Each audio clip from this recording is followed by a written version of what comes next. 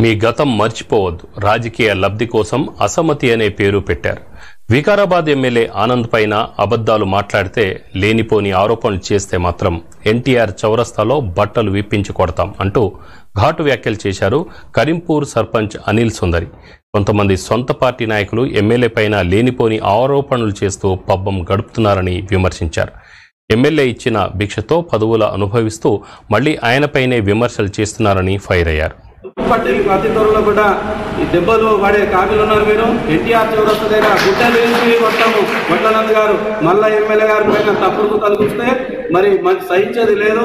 ఇక్కడ ఉన్న అందులో మొత్తం స్వచ్ఛందంగా మరి గౌరవ ఎమ్మెల్యే గారి మనసు తెలుసుకున్న నాయకులు ఉన్నారు. ఇక్కడ మరి దొంగ నాయకులు లేరు, ఇక్కడ స్వాతంత్ర నాయకులు లేరు.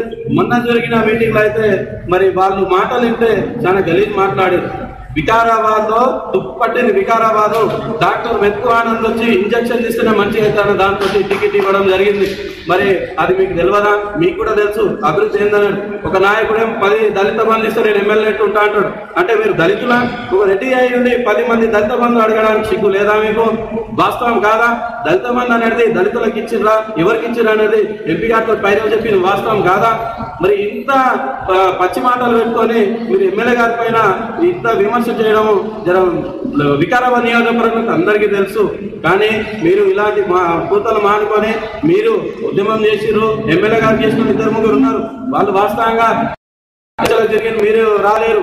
మరి మొన్న మేము అధిష్టానం దృష్టి కూడా మరి మా క్యాడర్ మొత్తం పోయి చెప్పడం జరిగింది. వాళ్ళ అతి త్వరలో సెట్ అయితే అట్లా ఏం చేయాలో అధిష్టానం దృష్టిలో ఉన్నది.